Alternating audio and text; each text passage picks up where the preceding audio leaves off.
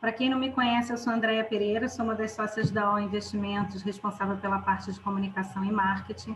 E dando prosseguimento aqui ao nosso projeto Call com Gestor, hoje a gente recebe a equipe da Vince Partners. A gente está com o Fernando Lovisotto, que é sócio e CIO da empresa, e com o Felipe Abenza, que é responsável pela relação com investidores. Boa noite para vocês. Eu vou passar aqui a palavra para o Henrique, que é o nosso head de produtos, que é meu parceiro aqui das lives, e ele faz uma breve abertura e a gente começa aqui nosso bate-papo, que hoje vai focar um pouquinho de mercado, de cenário, mas a gente vai falar bastante do nosso mantra, que é a diversificação. Henrique. Boa noite a todos, sejam muito bem-vindos. É um prazer enorme receber aqui mais uma vez sócios da Vince Partners, Fernando Lovisotto, muito bom tê-lo aqui mais uma vez, Felipe Abenza também. E eu vou pedir aqui ao Lovisotto para fazer uma breve apresentação da Vince Partners e seus grandes números, que são grandes realmente. Então, por favor, e logo em seguida a gente começa nosso bate-papo aqui. Tá joia. Bom, vou falar um pouquinho aqui. A Vince Partners é uma gestora fundada em setembro de 2009, né? Então, eu me juntei aqui à turma em maio de 2010. Eu já estou aqui há 11 anos, a empresa tem 11 anos e meio, mais ou menos. A gente já nasceu querendo ser, na verdade, uma plataforma de investimento, então, acessando diversas classes de ativos, né? Atualmente, nós somos 7 times de gestão. Então, tem o time de gestão de private equity, o time de gestão de infraestrutura, o time de gestão de real estate, o time de gestão de crédito, o time de gestão de retorno absoluto, que é o time de gestão do nosso hedge fund, o time de gestão de asset allocation, que faz alocação tanto internacional quanto no Brasil, né? E o time de gestão de bolsa, de equities. Então, são 7 times de gestão. A gente já nasceu assim nessa configuração. Atualmente, a gente gere mais ou menos 50 bilhões de reais, né? Então, foi um crescimento bem legal nesses anos. E isso, acho que fez a gente nascer, na verdade, com um modelo um pouco diferente de outras assets, que em geral nasce assim com foco em um único produto, em uma única classe de ativos. E isso a gente achava que era importante, porque com o andamento do mercado, né, o que a gente via lá fora, com a sofisticação, com a manutenção assim, de um juro baixo por bastante tempo, ia ser necessário que a gente acessasse essas diferentes classes de ativos e conhecesse com mais profundidade essas diferentes classes para poder estar realizando os melhores investimentos, porque ao longo do tempo, é importante, assim, acho que todo mundo entender, a questão assim, de risco-retorno por classe de ativo, por oportunidade, elas vão variando, né? E a gente gostaria, assim, lá no início, de ter esse fluxo de informação, de estar sabendo que taxa que está saindo cada tipo de investimento, como que está sendo, tem demanda, não tem demanda, e até para poder estar fazendo um julgamento com mais precisão, né, dos investimentos que a gente está fazendo, tá? Então, a gente achava isso importante. Foi um desafio no começo, né, para colocar isso de pé, não é nunca fácil, mas acho que hoje em dia, quer dizer, a gente tem uma estrutura bem legal, né? Acho que uma coisa importante de falar é que a gente, na estrutura, nós somos 230 pessoas, mais ou menos 100 pessoas estão tomando decisões de investimento nesses 7 times de gestão, é bastante gente, né? É legal falar também que todo mundo aqui, né, os que trabalham na Vinci, os sócios investem nos mesmos produtos que a gente vende para terceiros, não existe uma caixinha que fala assim, esse aqui é só do sócio, esse aqui tem uma condição especial, isso não existe.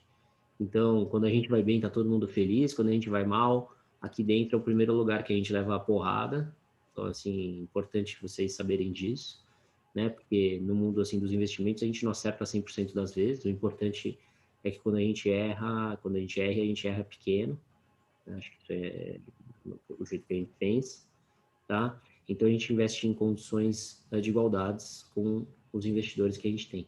E a terceira característica que eu acho que é relevante é que mais da metade desses 50 bi são investimentos de longo prazo, ou seja, ou são fundos imobiliários, por exemplo, fundos imobiliários listados a gente tem quase 5 bi, ou são fundos de private equity que tem um horizonte longo, ou são fundos de crédito, que a gente tem fundo de crédito aqui de 15 anos. Então, assim, isso dá um tom diferente para a gente em relação a várias outras assets independentes, porque, assim, se é informal, não quer dizer que todo mundo vai resgatar e o negócio acaba. A gente está aqui para o longo prazo mesmo, e a gente listou a companhia em fevereiro na Bolsa Americana, na Nasdaq, a gente é a primeira empresa de controle 100% nacional a fazer isso, né, empresa de gestão. A gente, com isso também, assim, os padrões de compliance e tal são bem altos. Acho que isso coloca a gente num patamar bem legal aí. E a gente tenta sempre estar fazendo o melhor aí para os clientes e estamos aqui para o longo prazo. Acho que isso é importante. Muito bom. É isso, né, Benza? Não sei se quer complementar alguma coisa, Benza. Não, eu acho que falou tudo. Eu acho que essa sinergia entre as áreas também é, assim, um ponto bem diferenciado, né? Você pega assim, um gestor lá do fundo de equities que quer comprar uma empresa ligada a shopping, por exemplo, pode sentar com o nosso gestor de fundo imobiliário de shopping. O nosso time de macroeconomia quer conversar, entender se, poxa, como é que está o acesso ao crédito das empresas, pode sentar com o time de private equity que investe em empresas e saber se as nossas investidas estão tendo acesso. Então, acho que tem uma troca, obviamente respeitando toda a questão de Chinese Wall, mas tem uma troca muito rica que, como o Fernando falou ali, né, você olhando ali em outros assets que não tem esse modelo tão abrangente assim, você às vezes não consegue ter toda essa troca, mas acho que é por aí. Perfeito. Vamos começar aqui o nosso bate-papo. Quem costuma assistir os nossos calls sabe que a gente sempre começa fazendo um passeiozinho pelo mundo, né?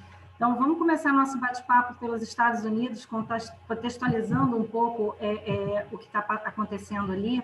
A gente tem observado um pouco de pressão inflacionária por conta das políticas fiscais e monetárias superestimulativas, tanto na época do governo Trump quanto agora no governo Biden, e um sucesso importante em relação ao combate à pandemia. O que vocês estão vendo desse momento nos Estados Unidos e o que isso pode, esse momento que eles estão vivendo, pode impactar nas curvas de juros de médio e longo prazo e decisão futura de elevação de juros por lá? Tá, joia. Acho que, né, André, esse, na verdade, é o grande tema que a gente vai ter que conviver com ele, talvez, pelos próximos 2, 3 anos, tá? Acho que, que nem a gente sempre vê, quer dizer, essa crise do Covid e a forma com que a gente está lidando com ela é que vai dar origem à próxima crise que a gente vai estar vivendo lá na frente, né? E acho que está por aí o que vai acontecer. Então, assim, hoje, né, atualmente, a gente está vendo alguns números de inflação maiores. Acho que uma parte grande desses números de inflação maiores vem por conta por enquanto, de um efeito sazonal, né, de alta do combustível, principalmente, né, quando a gente destrincha o número. Então, a gente teve um petróleo lá que chegou a um número negativo 12 meses atrás, e agora está perto de 70. Essa variação de 12 meses é forte, puxa a inflação para cima, puxa a inflação de transporte para cima. Então, assim, temporariamente, parece uma inflação alta e que deveria se acalmar.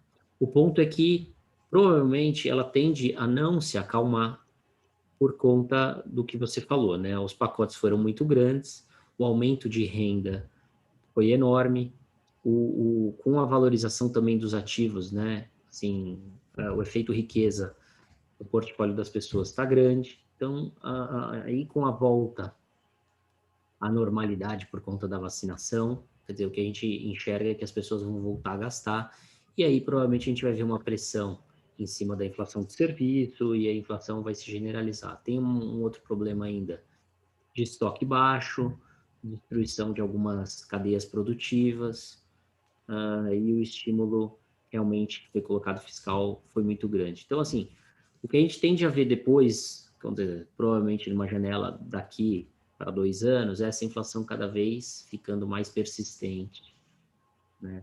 E aí a gente vai ter que acompanhar direitinho o que o Fed vai fazer, né? Por enquanto, o discurso vem de que a inflação é temporária, né? Mas a gente acha que o tamanho do estímulo foi tão grande que provavelmente ela não é tão temporária, e uma hora o Fed vai ter que subir o juro, vai ter que subir o juro mais do que o mercado espera, e aí a gente possa ter, nesse segundo momento, né, um vento contra grande. Mas a gente acha que ainda, assim, A gente está indo nessa direção, só que ainda não chegou a hora, tá? É assim que a gente está vendo isso acontecer. Tem uma analogia aqui que o Zé Carlos faz, que é muito boa, que é assim, parece, na verdade, na época do real ali, né? Quando o real estava tabelado ali no 1,20, 1,30, né, no Gustavo Franco, e é assim, não, todo mundo sabe que o real não é mais 1,20, 1,30. Ele falava, não, é 1,20, é 1,20. E de repente virou 1,70, virou 2, e assim por diante, tá? Então, assim, é a mesma sensação que a gente tem com o juro americano. O juro americano não é esse. Mas por enquanto pede, a gente fala, não, o juro é esse, o desemprego é alto e tal. A gente pode discutir, assim, né, por que o desemprego está alto, entrar no micro, mas o fato é que a sensação é bem parecida com aquela lá. E, de repente, uma hora, o juro vai ser outro, porque a economia já vai estar em outro patamar e vai estar muito aquecida. Tá? Então, é isso que a gente acha que vai estar vivendo. E aí, provavelmente, a gente vai ter um vento contra que vai pegar todas as economias, né? Uma vez que a taxa de juro americana é o nível, sim, menor nível de juro do mundo todo, e todo mundo depois põe os prêmios de risco e tal em cima dessas curvas para chegar nas curvas dos países específicos, né? Mas, por enquanto, a gente acha que, assim, o número que apareceu realmente está mais ligado a transporte e... Perdão, Fernando, eu acabei te colocando no mudo sem querer. Desculpa. Fui liberar uma pessoa aqui e te coloquei no mudo. Estão me ouvindo agora? Agora sim. Então tá, eu estava falando que realmente o número atual foi alto, mas a gente acha que ele é um pouco ainda mais assim, por conta desse reflexo do aumento do combustível nos últimos 12 meses, mas ele vai dar uma acalmada nos próximos meses, mas a tendência é começar a vir forte e vir de uma maneira mais persistente por conta do tamanho dos estímulos. Perfeito. Bom, Luizoto, em cima disso, até aprofundando mais um pouco o tema americano, mas já olhando o globo como um todo, a gente tem convivido com uma elevação de preço de commodities. Você falou aqui de combustíveis, deriva do petróleo.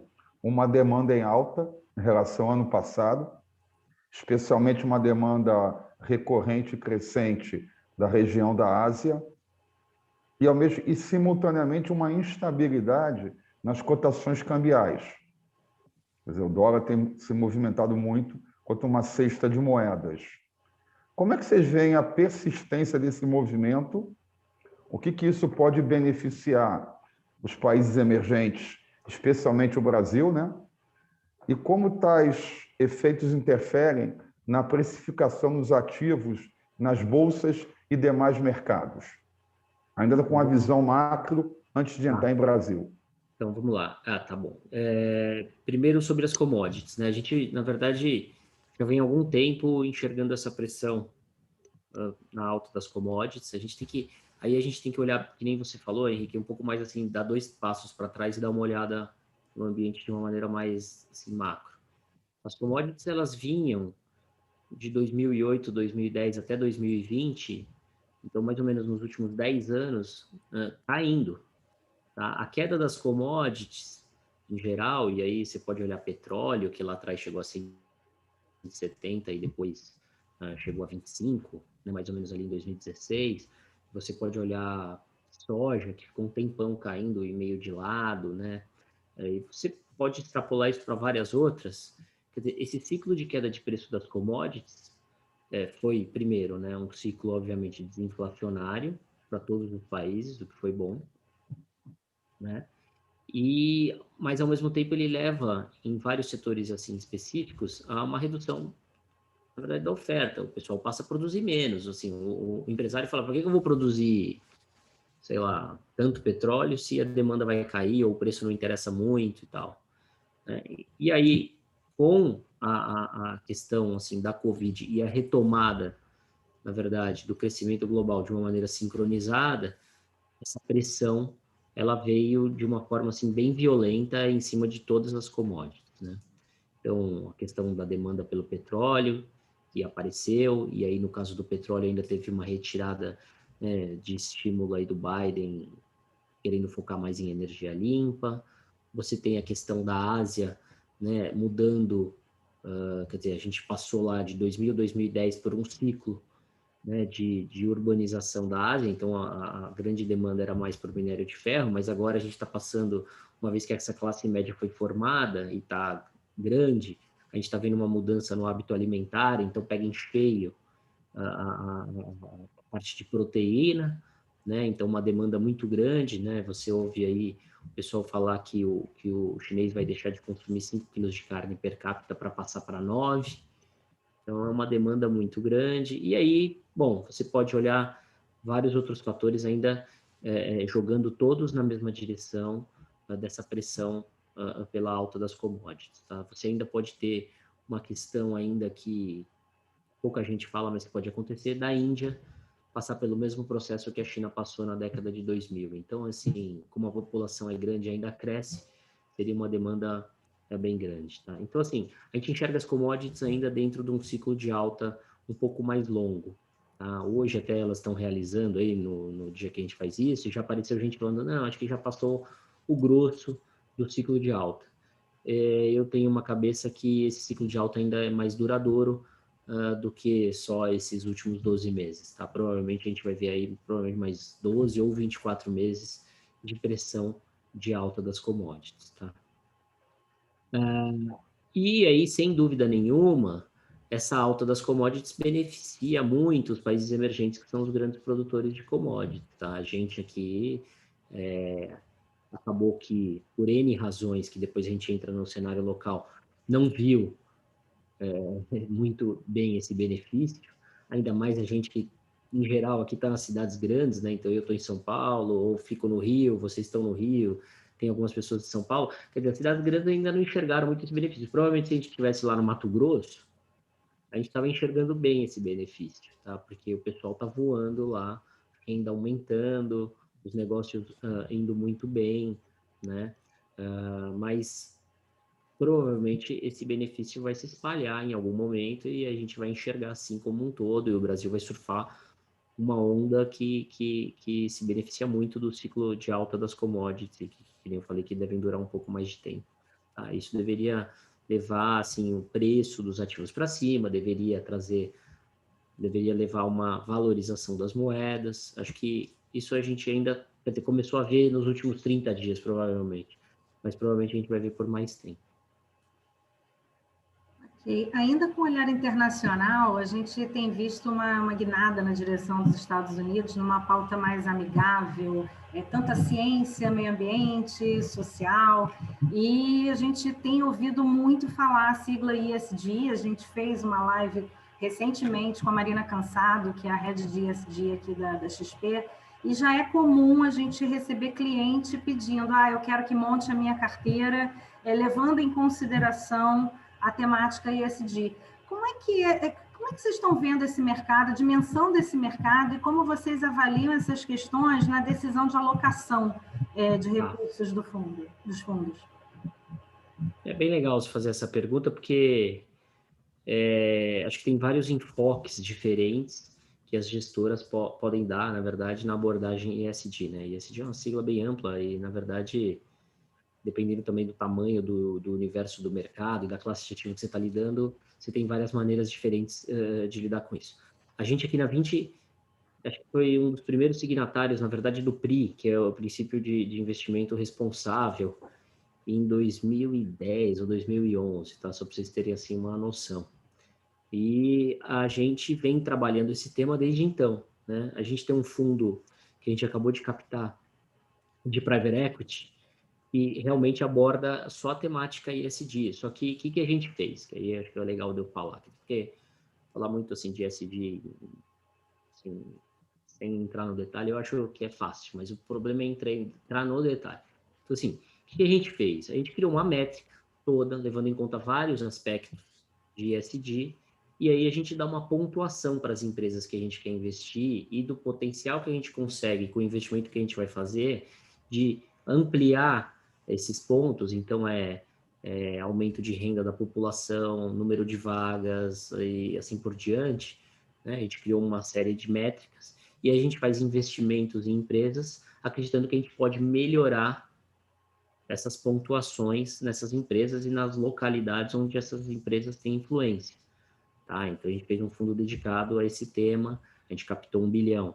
A gente tem um fundo de crédito que é de energia sustentável, que acabou de levar um selo, um carimbo lá de primeiro fundo de energia crédito ESG, né, que é um fundo de energia limpa que a gente captou em um edital do BNDES, de mais ou menos 2015, 2016, tá? Desculpa, 2017.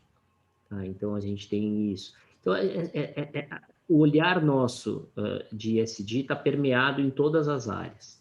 A forma com que a gente aborda é diferente nas áreas, porque depende de como que você vai construir o portfólio e produto. Então, assim, no universo, por exemplo, de bolsa no Brasil, é mais difícil você olhar essa questão de ESG. Você consegue olhar, você consegue parametrizar, mas dependendo como você fizer o investimento ou não fizer o investimento, você vai estar restrito a um universo de ações muito pequenas, né? Então, o que a gente faz no caso de bolsa? A gente coloca o seguinte: se a empresa não é tão ESG, a gente espera uma taxa de retorno maior, porque ela não cumpre alguns padrões, isso quer dizer que ela tem mais risco. Logo, eu espero ter um retorno muito maior do que uma empresa que obedeça a certos critérios. Então, a gente avalia as empresas do nosso portfólio de acordo com esses critérios e põe um pênalti. Olha, para investir nessa empresa eu quero um pênalti, porque ela realmente cumpre esses itens. Tá? E também, de novo, aí tem outro leque. Quer dizer, quando você investe numa empresa fechada, via private equity, você tem que ser muito mais exigente na entrada, porque depois você tem que carregar aquele investimento por bastante tempo. Quando você faz um investimento via ações, eventualmente você vai lá e acha que a empresa não cumpriu algum padrão, e isso assim, um pênalti, cartão vermelho, você vai lá e vende a posição e acabou. Né? Você tem como realmente corrigir a rota. Tá, mas isso acho que veio para ficar. Eu acho que acho que o ponto mais importante aqui também é falar assim, não só como a gente aborda, mas o que a gente tem visto. Então, assim, investidor europeu, esse é bem exigente em relação aos padrões ESG, tá? O americano um pouco menos. O brasileiro, né, tá começando a entender isso, né? Acho que ainda é incipiente, tá? Então, acho que ainda a gente está engatinhando, mas está começando a ver isso. Né? Acho que do lado do investidor institucional brasileiro, isso é menos, é engraçado, ele pede, mas ele é muito mais ligado ao retorno final, até porque ele tem as metas para cumprir, as metas são muito altas, então ele fala, ó, dá uma olhada do lado ESG, mas o importante para mim é o retorno, eu tenho que entregar a meta atuarial, tenho que pagar a aposentadoria aqui do meu participante, né? Mas acho que esse tema veio para ficar. Eu só acho que, de novo, acho que a complexidade e a forma com que cada asset lida com o tema é que vai ser um ponto, assim, diferente. Só para completar aqui, André, olhando um pouco no lado da Vinci como gestora, tá? Além de sermos signatários do PRI ali desde 2010, 2011, que o Lovisoto falou, a Vinci tem um sócio hoje responsável, né, por todas as questões de ESG, tá? Então, se a gente pegou ali, o nosso escritório fica ali na Bartolomeu Mitre, né, perto da Taufte Paiva. Então, aquela pracinha, a gente investiu um dinheiro para revitalizar, para plantar novas, replantar, né, reflorestar, digamos assim. Todo o consumo de energia elétrica hoje do escritório do Rio, que é um prédio próprio, então é mais fácil da gente controlar. A gente construiu uma fazenda de energia eólica, energia solar, né, no interior do estado. Então, a gente pega aquela energia produzida e coloca nas linhas de transmissão. É o equivalente, né? Não dá para chegar até o escritório do Leblon, mas é o equivalente que a gente gasta, a gente devolve de uma forma sustentável. E tem N políticas dentro da empresa incentivando igualdade de gênero, tem N coisas que estão sendo feitas e cada vez mais colocadas em prática. Tá? Então, além de toda essa abordagem nos ativos que o Lovisoto falou, a gente tem essa pegada que, assim, não é que é negócio para inglês ver, não é da boca para fora. A gente leva isso muito a sério mesmo, tá? Muito legal mesmo, vamos saber. Excelentes iniciativas e certamente tem um peso no valuation da empresa e, como vocês disseram no início, Lovisoto, na abertura de capital bem-sucedida nos Estados Unidos. Então, a régua, a cobrança do investidor em relação a esses aspectos lá fora, que eu estava falando, é grande. Vocês estão numa vitrine top e isso certamente é levado em consideração. Parabéns aí a todos da 20. Para a gente fechar o bloco internacional, e depois entrar um pouco mais aqui na aterrissagem no Brasil, que a Andrea já vai trazer mais uma perguntinha em seguida, a gente não pode deixar também de citar o mundo China e seus vizinhos, né? Temos que trazer para a nossa conversa. A gente deve ter mais um ano de elevado crescimento na região, uma sequência de expansão de uma classe média com poder de consumo relativo, uma classe média que já é maior do que Estados Unidos, junto com o Brasil e também Europa. É uma região que precisa importar itens de commodities, tem que manter altos investimentos em infraestrutura. Isso cria um ambiente favorável para a continuidade de expansão do PIB chinês. Qual é o olhar da Vinci, seu especialmente, dessa convivência ou disputa pela hegemonia comercial, tecnológica com os Estados Unidos por anos ou décadas à frente? Eu acho que essa pergunta aí, na verdade, é bem difícil. Quer dizer, o que acaba acontecendo? A gente vê o bloco da Ásia crescendo, vai continuar crescendo por bastante tempo. Então, assim, se o crescimento vai ser 6, 7 ou vai ser 4, 5, provavelmente uma hora ele vai acalmar, né? Ele já estava acalmando antes do ciclo da Covid e uma hora vai ter que acalmar, até porque o impulso de crédito da China provavelmente uma hora vai dar uma reduzida, né? Mas é um crescimento muito forte e como ele é muito denso do lado de população, ele é relevante para o mundo, né? Agora, a disputa que a gente já estava assistindo entre o Trump e a China, que era do lado de tecnologia, essa vai continuar, né? A China tem tido grande êxito, na verdade, em desenvolver, quer dizer, em copiar e melhorar vários modelos de negócios e várias tecnologias que vinham do lado ocidental. É isso que a gente acabou assistindo, né? E isso vai continuar acontecendo, tá? E daí, quer dizer, o que a gente imagina? O Biden, ele provavelmente não vai apertar ali o sarrafo do lado de imposto, como o Trump fez, ou não vai nessa guerra tão declarada e tão explícita, só que ele vai continuar nessa toada, né? E aí, o problema que a gente vai ver é que, essa guerra pode se acirrar em algum momento, pode passar por Taiwan, pode acontecer alguma coisa ali que acho que são fatores de risco para a gente estar acompanhando bem de perto, né? E leva ao item que a gente falou logo na primeira pergunta, talvez até um aumento de inflação. A gente viu uma década ou 2 décadas de também quer dizer, os Estados Unidos e o mundo importando uma deflação por conta da produção tá indo toda para a Ásia e da produção tá indo de um jeito mais barato, né? As coisas eram fabricadas na Ásia a preços muito mais baixos do que eram fabricadas nos Estados Unidos. Com a questão que a gente está vivendo agora de falta de produto, de emprego e essa guerra mesmo entre os blocos, muito provavelmente o que a gente tem visto desde o Trump e o Biden tá nessa mesma toada, é tentando voltar a produção para os Estados Unidos e para os próprios países. Só que um custo muito maior. Então, provavelmente isso também vai pegar naquele capítulo da inflação e vai acirrar essa questão da guerra entre os blocos, tá? E aí, acho que, assim, como isso vai se desenvolver lá na frente, quer dizer, em que nível ela pode chegar e tal, é muito difícil da gente falar. Mas acho que é um dos grandes temas que a gente vai ter que estar acompanhando bem de perto, até porque, como eu estava falando, quer dizer, a China, que era insignificante do ponto de vista de tecnologia, hoje em dia desenvolve mais tecnologia do que os Estados Unidos. O que ela não está conseguindo fazer ainda é exportar essa tecnologia para o globo todo, mas só para o bloco ali da Ásia. Então, ela tem uma presença forte, tecnologicamente falando assim, para os próprios países vizinhos. Se ela tentar expandir isso para o mundo todo, é onde a gente vê alguma coisa mais delicada podendo acontecer. Tá? A gente vai ter que monitorar. É um ponto de dúvida bem importante. Perfeito. Vamos aterrissar agora no Brasil, vamos falar aqui do nosso lado. Né? A gente está num ambiente conturbado, atraso, lentidão no processo de vacinação em massa, no meio de uma CPI. Como é que vocês estão vendo esse momento? Quais os riscos de governabilidade para o Executivo? E qual é o nível de apreensão e influência da instabilidade política e antecipação da corrida eleitoral, que era um assunto para a gente tratar no que vem, a gente já está tratando agora, qual o nível de apreensão que causa no gestor de patrimônio?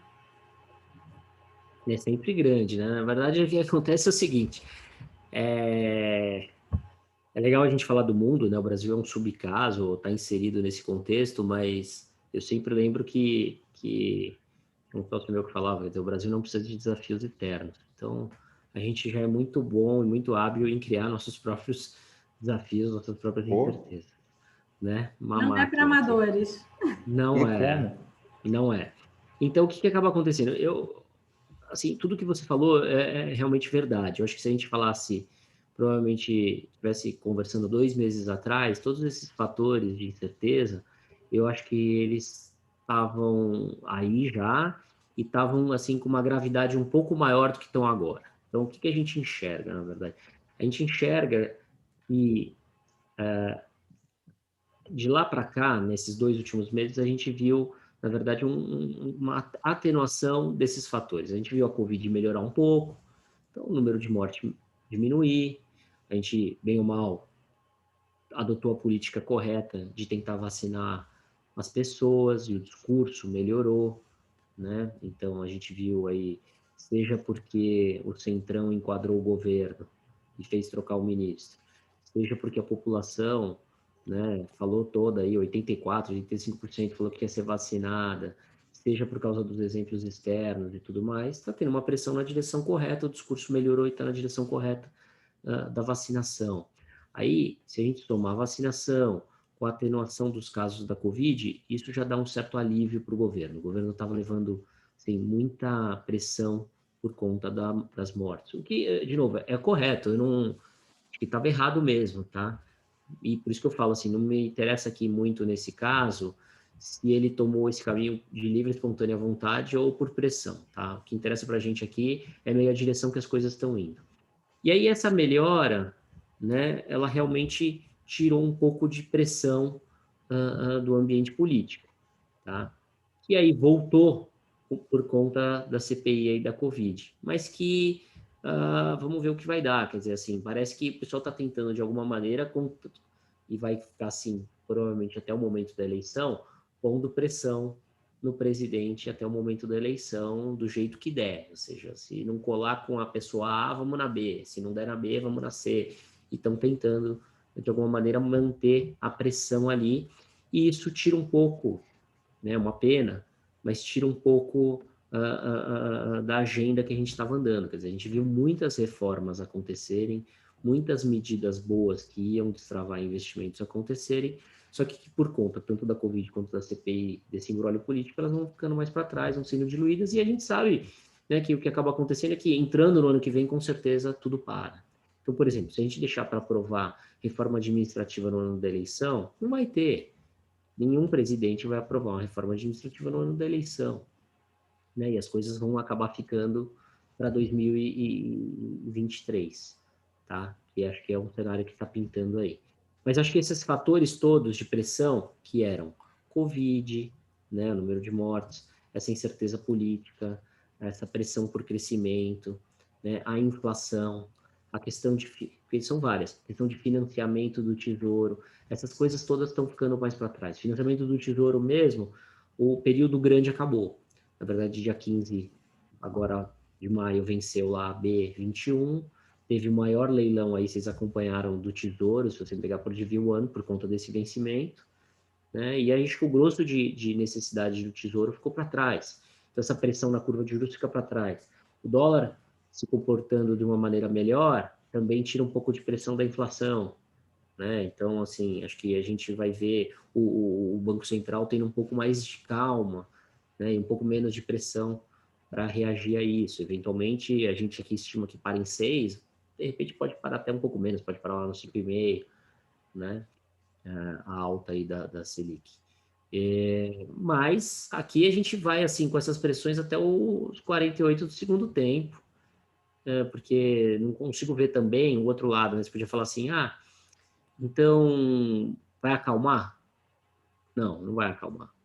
porque o lado fiscal vai estar sempre presente, então a gente sabe que os deputados querem dinheiro para gastar, e isso vai estar sempre presente. A gente sabe que quanto mais puder dar aumento, quanto mais puder dar benefício, o pessoal vai tentar, né? Só que do outro lado, a gente teve uma surpresa no crescimento, acho que esse é o ponto importante, né? A gente está vendo várias revisões no crescimento para cima, a gente viu já um primeiro trimestre que surpreendeu todo mundo para cima, e isso ajuda também, junto com o arrefecimento do número de mortes por causa da Covid, assim, uma sensação de alívio. O que a gente está vivendo hoje é um alívio dessa pressão dos 3, 4 primeiros meses. Boa, deixa eu aprofundar aqui um pouquinho o Brasil ainda, esse ambiente econômico. Você já falou aqui um pouco do teto de gastos, da mitigação temporária do risco fiscal, um pouco da chance remota de reformas nesse mandato do Bolsonaro ainda. Quais são as expectativas da Vinci, especificamente para privatizações e concessões? Vocês acham que vem alguma coisa importante esse ano, até novembro, dezembro? Teve o case recente da SEDAI. E para trazer um pouco da economia real para o nosso bate-papo, a gente vê um PIB esse ano, uma projeção, uma tendência de 3,5 a 4,20, depende da fonte, um fortalecimento das grandes empresas, em detrimento às médias e pequenas, que estão sofrendo muito. Como é que você pode juntar essas informações e dar para a gente uma visão? Eu vou tentar continuar, então, o raciocínio anterior. Quer dizer, do lado das privatizações, eu acho que a gente tem tido, assim como o governo aprovou ali, desde a chegada do Lira, muitas medidas boas em um espaço curto de tempo, antes de chegar nessa CPI aí da Covid, a gente também tem tido muito sucesso, na verdade, na parte das concessões e privatizações. Se você pegar o número de aeroportos, né, que tiveram a concessão feita ali no leilão, foi recorde. Você pega o caso da SEDAI, que você citou, Henrique, e aí eu queria aproveitar para explicar um pouco como a gente trabalha aqui. Quer dizer, foi surpreendente. Então, assim, a gente mesmo aqui montou um consórcio para entrar na SEDAI. Né? A gente bidou ali a SEDAI e tal, e a gente ficou fora, porque o preço que pagaram foi muito maior do que o que a gente ofereceu. Então, eu só queria usar isso aqui como gancho para explicar um pouco como a gente funciona. Então, a área de infraestrutura formou um consórcio com 2 operadores do ramo de saneamento, foi no leilão e fez as contas, estudou o case e tal, e pôs uma ordem lá. A gente ficou fora, porque, de novo, o pessoal pagou 2, 3 vezes mais do que a gente aceitaria pagar. Mas isso conversa como aqui dentro da empresa? Conversa também com a área de equities. A gente tem investimento na Sabesp, teve Sanepar. Então, a gente consegue entender muito onde está o gargalo, onde não está o gargalo, qual a taxa interna de retorno desse investimento para a empresa que entrou lá e consegue, assim, dessa maneira, fazer uma avaliação melhor até das empresas listadas. Tá? Acho que essa é a beleza aqui do nosso ecossistema aqui, que está participando tanto do mundo privado, né, fechado de longo prazo, quanto do mundo aberto, que são as empresas listadas. Tá? Mas, assim, o sucesso do leilão foi impressionante, tá, turma? Assim, a taxa de retorno desses investimentos, de alguns blocos ali, para vocês terem noção, foram, assim, em 2 blocos foram de 1 dígito em termos reais, tá? Um dígito baixo, outro um dígito alto. Mas imagine, é uma taxa baixa, se a gente pensar, assim, do ponto de vista de retorno de longo prazo. Ou seja, existem investidores interessados em investirem o capital nesse nível de retorno. Então, isso é um sinal de sucesso para o Brasil muito grande. O que a gente fica pensando é que isso devia travar muita concessão de outros estados, dos municípios. Eles têm que aproveitar esse ambiente de juro baixo e vender tudo. Desculpa, assim, essa é a nossa visão. Tá? E a gente acha que, como o exemplo foi bom da SEDAI, outros estados e municípios vão nessa direção. Tá? O que é um ambiente muito bom, porque provavelmente a gente vai ver investimento privado sendo feito e investimento de longo prazo em setores onde a gente realmente tem gargalo, né? Não preciso nem falar das estatísticas aí da SEDAI, você conhece melhor que eu. Mas assim, eu acho que então é um ambiente que está andando muito bem, tem chamado a atenção, ainda vai vir a parte aí de concessão rodoviária, que é gigantesca, a gente acha que vai ter demanda, tá? Tem a questão da Eletrobras, que, pelo que a gente nota e está acompanhando, tem andado bem. Então, assim, temos tido, assim, uma sinalização boa dessa parte, tá? E aí, assim, tem mais coisa para acontecer, mas a gente está bem animado com isso, tá?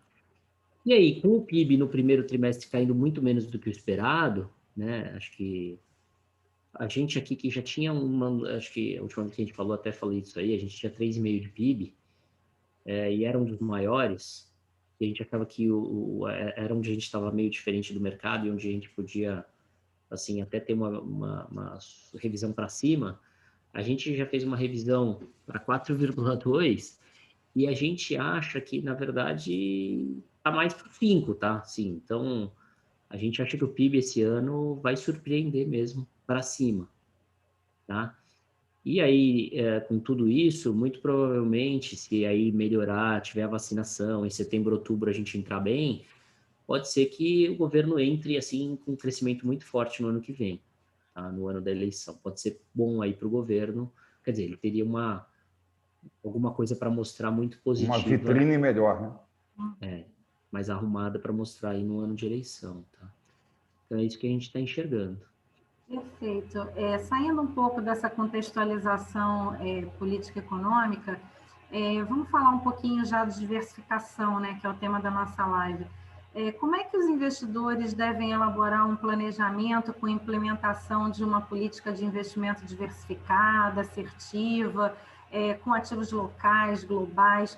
Como é que o cliente pode se beneficiar da volatilidade que a gente está vivendo, né? Fala um pouquinho para a gente dessa questão de diversificação e como é que vocês estão vendo o crescimento das plataformas de investimento com cada vez mais produtos de qualidade disponíveis para o investidor? Essa pergunta aí talvez assim, eu vou voltar um passo para depois dar 3 passos para frente, tá? Eu acho que a gente, nos últimos anos, teve uma mudança muito importante desse lado do investimento, tá? Primeiro, na verdade, foi assim, o Brasil ficou lá numa órbita própria ali, ao redor de 2014, 15, com aquela taxa de juro alta, né? E isso realmente inviabiliza, e é bom a gente sempre ter isso na cabeça, porque isso inviabiliza qualquer tipo de investimento de longo prazo, tá? Quando a taxa Selic, ela é de 2 dígitos, e que nem lá era 14, 15%, desculpa, isso desincentiva qualquer pessoa a investir por longo prazo. Aí a gente conseguiu convergir, né, graças a um trabalho bem feito aí nos últimos anos, para uma taxa de juro baixa.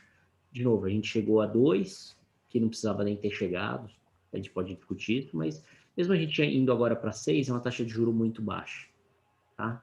É uma taxa de juro real, que é o que interessa no final do dia, perto de 1, 2%. Isso é uma taxa de juro que incentiva os investidores a investirem no longo prazo em troca de mais retorno, mais prêmio e tal.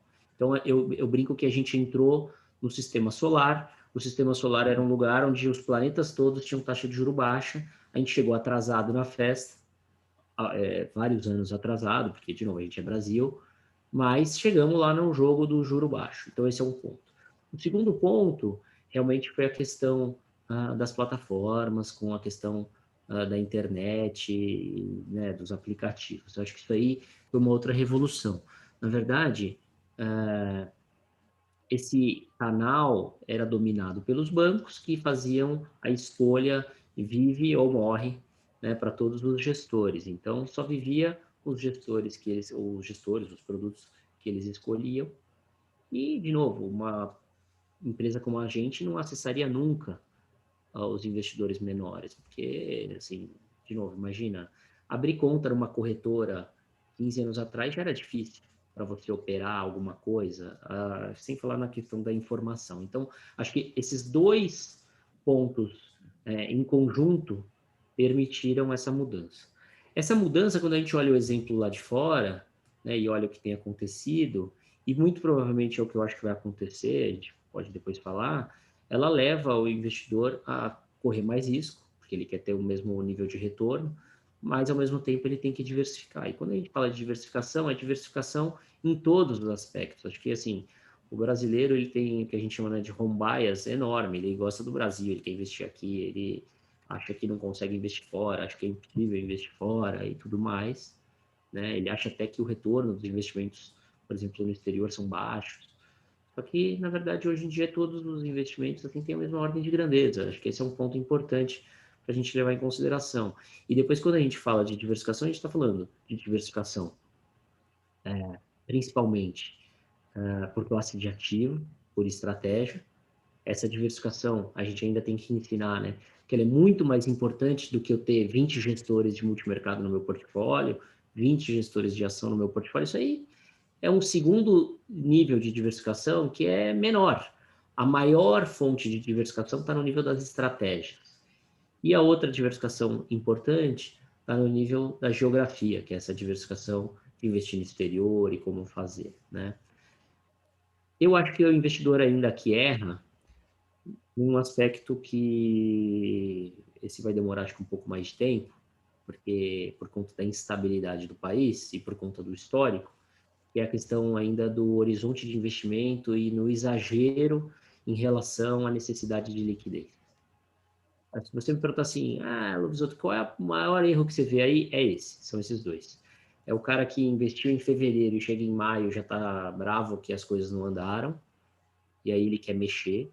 E quem mexe com uma frequência muito alta perde dinheiro, tá? Eu não tenho essa estatística, eu adoraria, na verdade, estar aí trabalhando com vocês para levantar essas estatísticas, né?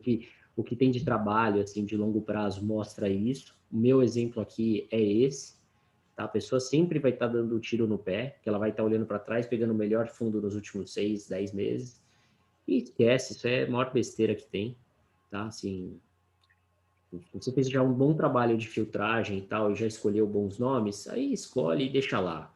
Aí vai gastar tempo, de novo, ponderando as classes de ativos, que é onde tem mais ganho para você obter. Escolhendo dali para baixo, tem menos ganho.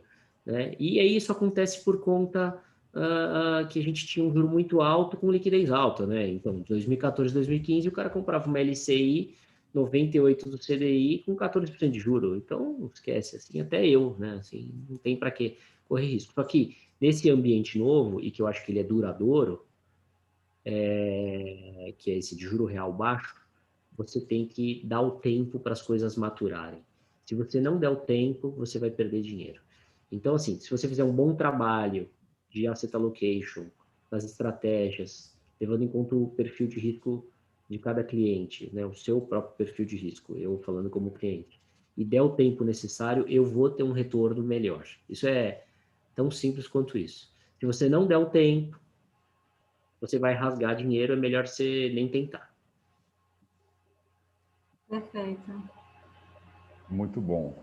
Esses são vários dos nossos mantras, a gente está muito alinhado com o que você acabou de dizer aqui.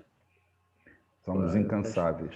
Eu acho que é isso. Não, e tem que ser incansável, viu, Henrique? Porque esse aprendizado, de novo, a gente está falando de 2016 para cá, ainda é muito recente. É muito No recente. universo de gestão de fortunas, de private banking, isso já vem de longa data, né? Então, já existem exemplos mais do que testados e aprovados do sucesso do que você acabou de dizer. É que eu falo, né, Henrique, do lado de experiência do próprio investidor. O investidor, até ele aprender isso, entender que o jeito correto é esse, é aí que leva tempo. A gente vive falando, né? Que nem você, mas assim, vocês, eu, todo mundo aqui, a gente tem esse discurso. Só que para o cara entender que tem que ser assim, né? E se você der um livro, não adianta, ele não vai ler. Ele tem que viver. Acho que tem que aprender na pele, exatamente isso que eu ia falar, tem que viver na pele.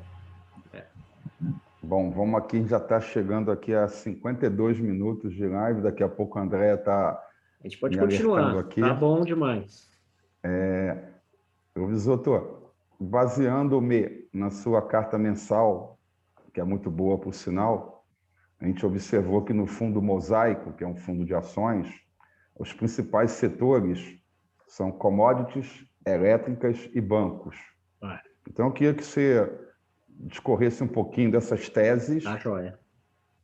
Setorial, não precisa entrar no ativo específico. A gente falou, não, commodity a gente falou ali no começo, quer dizer, a gente tem esse call mais estrutural, que as commodities vão dar por bastante tempo. O que a gente faz é tentar variar ali no micro qual é o case que está melhor em cada momento. Às vezes uma empresa valoriza mais, a gente troca. Então, por exemplo, a gente começou com uma posição bem relevante de Vale, né? Lá atrás tinha essa história, né, na verdade, das estatais estarem saindo, que é o que aconteceu, a empresa virou uma empresa só quase com acionista estrangeiro, né, uma governança muito alta, e tinha um retorno muito alto. Então, até entra a questão do ESG, né? Você pega um investidor estrangeiro, ele vai falar, não pode comprar Vale que teve Brumadinho.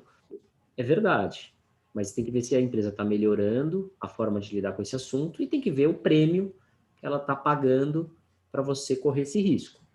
E ali ela obedecia a todos os critérios, né? Então nem preciso falar da valorização que ela teve.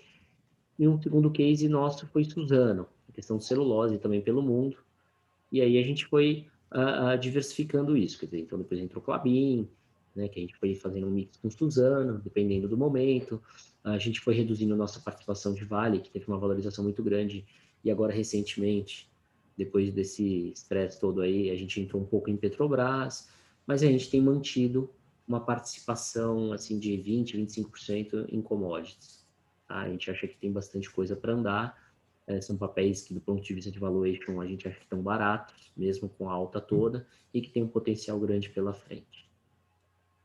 O case de utilities é um case que, aí eu não vou falar que está tatuado aqui em todo mundo da empresa, mas também está, assim, quer dizer, a gente faz investimento direto em infraestrutura, criamos o Equatorial, aqui a turma que deu origem a 20 criou o Equatorial, né? A gente comprou a Semar quando a empresa que tinha concessão saiu fora do Brasil, a gente tomou a Semar e fez a Equatorial e ficamos com a Equatorial uns 15 anos, mais ou menos. Então, assim, é um caso longo, a gente conhece o setor com muita profundidade, tá? E o que acaba acontecendo é que a gente vê, do ponto de vista de valuation, um desconto muito grande. Os prêmios que essas empresas estão, assim, aos preços que elas estão sendo negociadas, o prêmio que elas têm, historicamente, está muito alto. Tá? O que acaba acontecendo é que, se você olhar, elas não têm tido grandes valorizações. Elas não estão andando muito bem. Porque o Brasil, pelo aumento do nível de juros, a questão fiscal, a curva de juros estressou muito. E isso pega esses papéis, assim, em cheio. Só que a gente gosta, a gente sabe que são papéis que são grandes pagadores de dividendos. Quando a gente olha o retorno composto num ciclo muito longo, são papéis que têm um retorno muito bom. E a gente acha que, como eu falei, a gente está meio que melhorando, né? Se a plataforma, essa questão assim, macro tem melhorado, né? O panorama macro tem melhorado, então muito provavelmente a gente enxerga um retorno potencial muito grande do setor de utilities daqui para frente. Banco já é uma outra questão, Henrique. Assim, a gente vê os bancos, né? A gente tem uma posição em 2 bancos, 2 papéis, tá? E a gente vai variando o peso. Hoje, até o maior papel que a gente tem peso, e eu vou falar aqui porque se você procurar lá na CVM vai estar lá, é Pactual. E o segundo deve ser Itaú. Itaú é porque a gente acha que é um business muito organizado, sempre foi, sempre deu resultado com bastante consistência, só que não dá para ser maior posição hoje por conta dessa disrupção, é ataque de todos os lados, né? Ataque na área de crédito, é ataque na área de serviço, é ataque nas tarifas, é ataque... Mas é o banco que a gente entende que lida melhor com essa situação e é muito, assim, organizado, o management muito bom e tal. Então, por isso que a gente tem posição ali. E o outro, que é Pactual, né, BTG Pactual, é por conta do seguinte, quer dizer, nesse ambiente que a gente está vivendo, né, com muita, assim, um ambiente muito fértil aí para a área de investment banking, mercado de capitais, o Pactual é o líder. Então, assim, se você pegar, tem colocação de ação, tem follow-on, tem emissão de debenture, eles estão presentes em todas essas áreas. Então, a geração deles de receita com FII de IB é muito grande. Então, a gente acha que ali a gente tinha uma onda muito boa para surfar. E embutido ali dentro, você tem a questão do BTG Digital, que pode ser assim uma plataforma que ande, talvez vai ser o grande concorrente da XP, ou já seja, né? Acho que tem muita coisa para andar, a XP está anos-luz na frente, mas aí você tem uma questão que você tem ali um negócio sendo feito que pode estar andando na direção correta. Então, esses são as grandes teses que a gente tem nesses setores, tá? Que você falou, Henrique.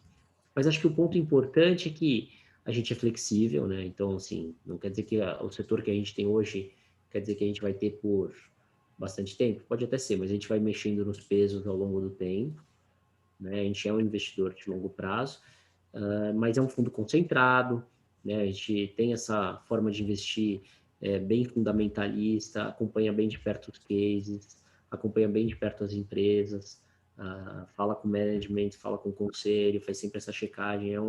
Então, é um investidor assim, de valor, baseado em análise fundamentalista, uma carteira concentrada nessas teses, que hoje são essas teses para o longo prazo. Perfeito. Como é que vocês estão vendo o mercado de renda fixa? Vocês entendem que tem oportunidade nas curvas médias e longas de ativos pré-fixados? Como é que vocês estão vendo os ativos indexados em IPCA? E de carona, fala um pouco também de moedas. Tá, joia. A gente acha que tem prêmio, sim. Quer dizer, é que enquanto o Banco Central ainda está no ciclo de alta, é muito difícil você entrar na frente e já querer fazer posição. Quando ficar mais claro que chegou perto do fim do ciclo, provavelmente, né, vai ser a hora da gente fazer alguma posição mais relevante. Tá? A gente tem um pouco de posição, a maior parte das posições até na parte de juros estão ligadas às Bs, tá? Por conta desse ambiente ainda que a inflação é forte, por causa das commodities, né? E porque a taxa de juro real, que é o ativo mais escasso do mundo, o Brasil ainda tem de sobra. Então, assim, e tem essa molezinha que não é Dá uma em travadinha. todos os países que tem de ter um tipo, né? Então, a gente tem Fernando, deixa eu posição só ali. pedir para você repetir esse último pedacinho que você deu uma travadinha. Tá, joia? Não, eu falo sim. Eu estava falando que eu falei assim que a gente não entra ainda na posição de curva de juros esperando o fim do ciclo, né? Então a nossa maior posição está na parte de inflação, na parte dos títulos ligados à inflação, né? Inclusive porque a taxa de juro real do Brasil ainda é alta e taxa de juro real, brinco, é o ativo mais escasso do mundo. Então a gente tem que se aproveitar disso. E tem um outro lado que assim o Brasil é um dos poucos países que emite um título ligado à inflação. A gente tem que sempre levar também em conta isso. Não são todos os países que emitem, e a gente emite, e é um título que tem liquidez e tal, então faz sentido, tá? Aí a gente tem uma posição assim na B50, mas não é tão relevante, que nem eu estava falando. Provavelmente a hora de aumentar é a hora que a gente chegar mais perto desse fim de ciclo, e aí vai ser a hora da gente fazer uma posição um pouco maior, tá? Então a gente tem na curta uma posição mais para pegar a inflação, na B22, que a gente fica alternando entre ficar seco na B22 e ficar na implícita, e uma posiçãozinha na B50. E no jogo de juro nominal, a gente tem um pouquinho no 23, mas é pouca coisa. Eu acho que ainda não chegou a hora de fazer grande. Mas tem prêmio, tá?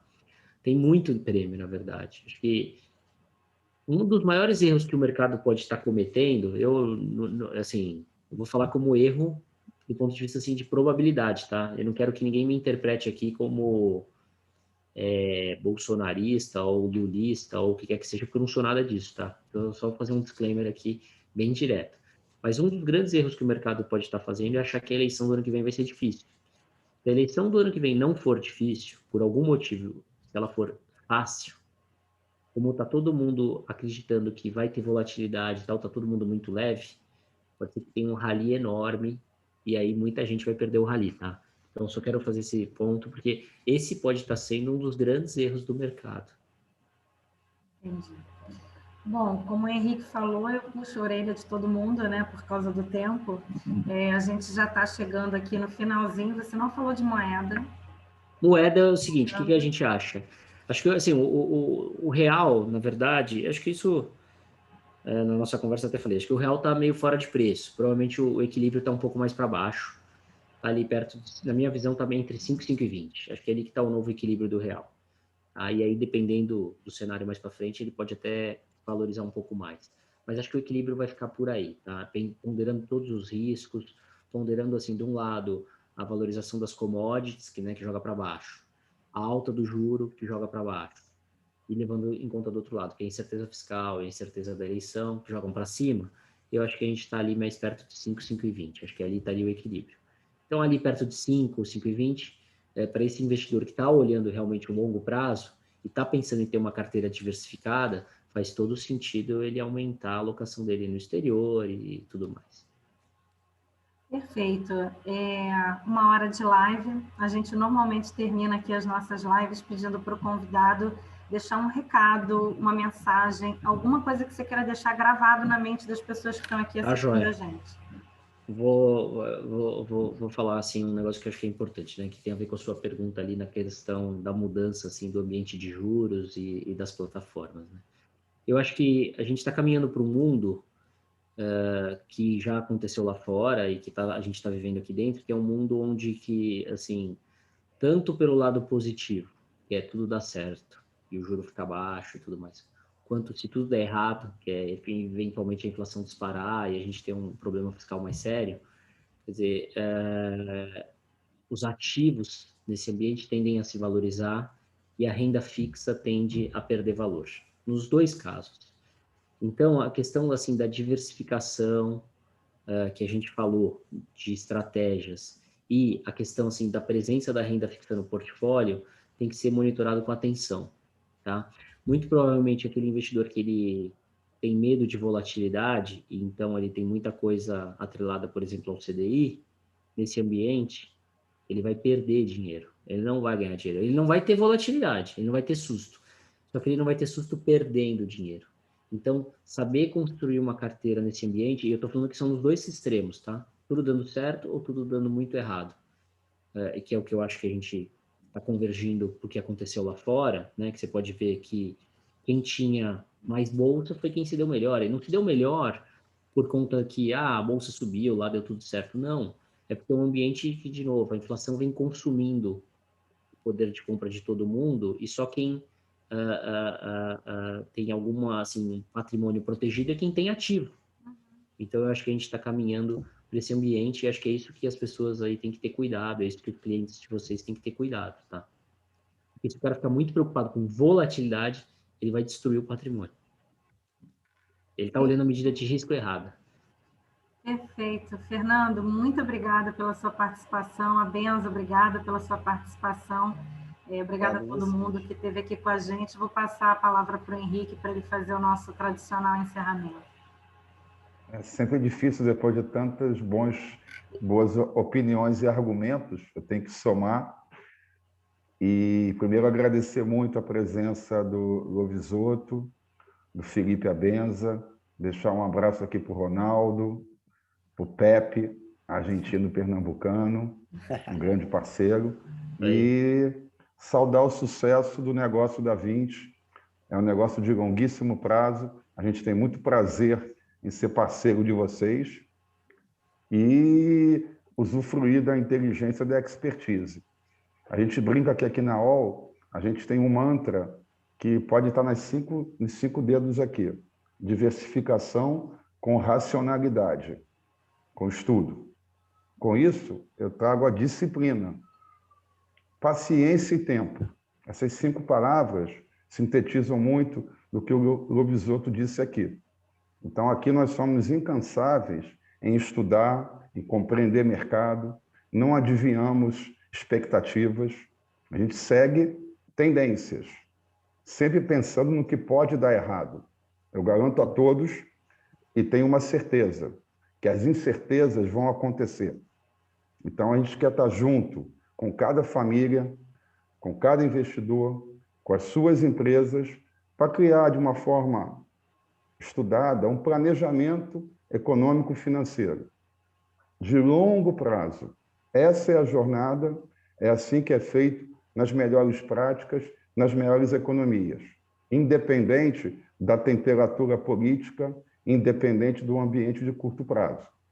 Então, é isso que eu convido a cada investidor para bater um papo com o seu assessor, trocar ideia, aprofundar, e vamos tratar muito daqui para frente de políticas de investimentos. Guardem essas 2 palavras que vão entrar no mantra aqui na OL. Então, uma boa noite a todos, ótima semana, saúde e ouro vivo nos bons conselhos que vocês escutaram aqui hoje do Lovisotto e do Felipe Abenza. Até semana que vem. Obrigado, noite, pessoal. gente. Obrigado pelo convite e a Valeu, participação. turma. Abraço, boa noite. Sucesso. Abraço, Tchau, gente. tchau. Tchau.